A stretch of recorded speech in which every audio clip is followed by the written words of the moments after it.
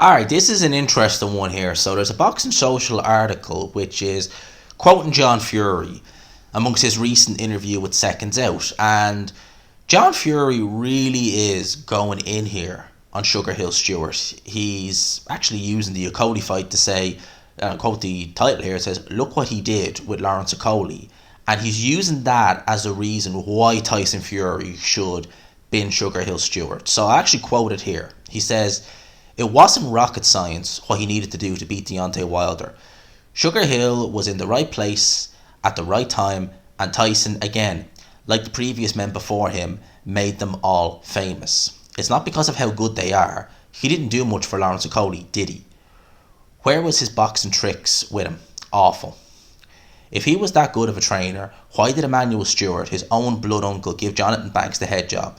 Why didn't Vladimir Klitschko employ Sugar Hill instead of Jonathan Banks getting the top job? I've nothing against Sugar Hill at all, really. Nothing at all. He is a man getting paid like everyone else. Another one feeding feeding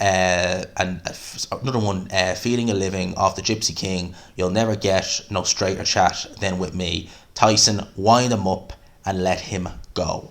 That is the quote from John Fury. So, what are my thoughts on that, and what do I think of this? Well, John Fury, if memory serves me correct, wasn't he the one who encouraged Tyson? Well, he did encourage Tyson to get rid of Ben Davison, but wasn't Sugar Hill? Wasn't he recommended by Andy Lee, and didn't John Fury not have any objections there?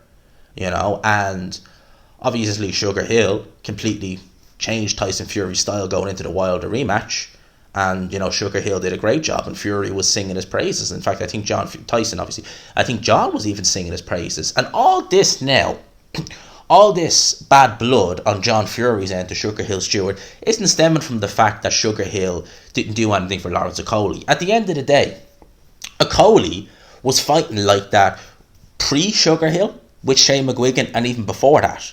You know, yes, Shane McGuigan added some wrinkles to Okolie's game, but let's have a look at his fight against Cezlak last year. And let's not look at it literally, right, because we don't want to watch that again. But look what he was doing in that fight. He was clinching for days. He was doing the exact same thing. Not to the level, to be fair, not to the level he was doing it against Billum Smith and against David Light, but still excessive, very excessive. And he was doing that with previous trainers against guys like Chamberlain and against guys like Matty Askin. So Okolie has a history of doing that. When he feels threatened, no matter what the trainer he has in the corner is telling him to do, or maybe has instructed him to do in the gym, Okolie reverses the type.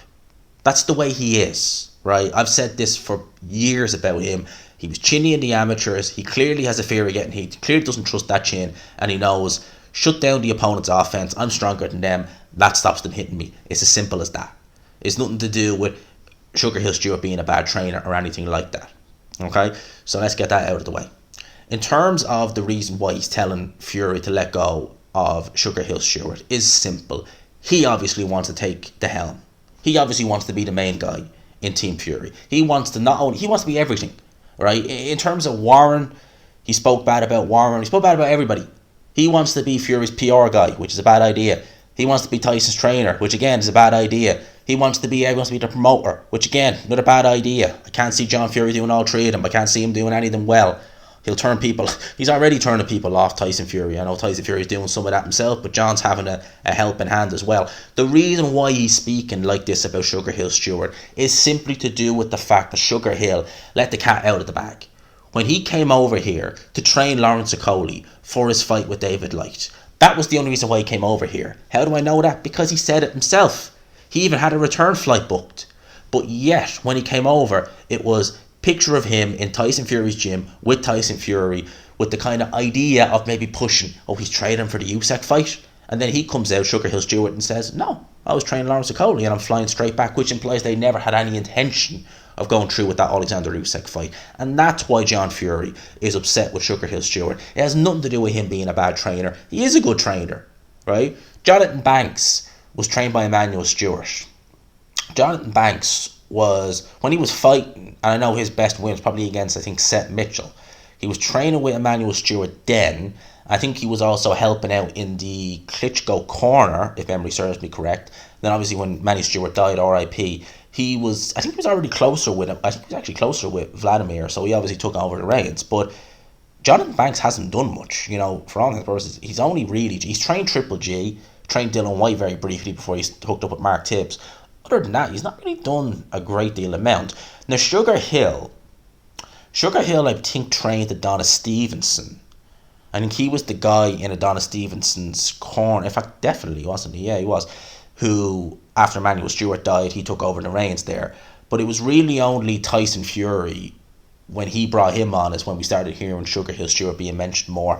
I think Sugar Hill Stewart still actually works full-time, if memory serves me correct, a day job, or at least he did up until a while back. So maybe he just wasn't able to commit. I don't know the ins and outs of it. But John Fury saying Fury should get rid of him, and what? Like, all John Fury has ever really wanted is to be Fury's main guy, the trainer, the everything, the mouthpiece, the promote, everything. And Fury, Tyson, wisely has kept John Fury in his team, but never let him go too far. If he takes on John Fury as a trainer, I don't think that's gonna do anything for him. I think Tyson needs a calming influence in the corner. He doesn't need some big, loud, abrasive, obnoxious character, even if it is his dad shouting at him. I don't think that's going to help him. I think that's actually going to hinder him. And I think someone like a Sugar Hill Stewart, Peter Fury was a great fit for Tyson. Obviously, Peter is the polar opposite to what John is. He's very quiet, relaxed, a lot of respect for Peter Fury.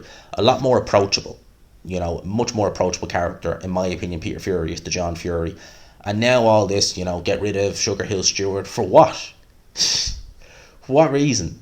What has he done so wrong for Tyson Fury that he should get rid of him? He's done nothing other than let the cat out of the bag. That's not a reason to get rid of him. And as I said about the Lawrence, he's using the Lawrence Okolie performance and is implying that, Okolie losing to Chris Billum-Smith means that Okolie, has regressed under Sugar Hill Stewart. That doesn't mean that at all. Okolie fought a horrific fight. And that's not Sugar Hill Stewart telling him to do that. That's Okolie's reverting to type. That's what he's done pre-Sugar Hill Stewart. He's always done that. When he feels threatened, grab hold, don't let him get any offense off. It's horrendous to watch. It really is. But that's what he's always done. He's done it with Shane McGuigan and previous trainers. So I don't know what kind of nonsense John Fury's coming out with, saying, oh, it's all Sugar Hill's fault, this, that and the other. People say stuff like Josh Taylor. Oh, Josh Taylor looked worse under Ben Davison. Look at how he performed against Jack Cattrall. All right, well, he left Ben Davison and he lost his next fight. Ben Davison was in the corner and he threw in the towel. Some people feel premature when Lee Wood got stopped by Mauricio Lara. 3 months later, what happened? He went in there and he schooled Mauricio Lara. So it made that decision look a lot better. People love to hate Ben Davison. Love it. But I don't think he's a bad trainer at all. There you go. Long-winded one, but John Fury feeling as though Tyson should bin Sugar Hill Stewart and take who on John instead? Who should replace him? Well, my son, I think I should do it. Of course you do. Anyway, I'll leave it there. Hope you enjoyed the video, people. Smash the like button if you could. Hit subscribe, of course, if you haven't already. For now, lads and lassies, I'll leave it there. Peace.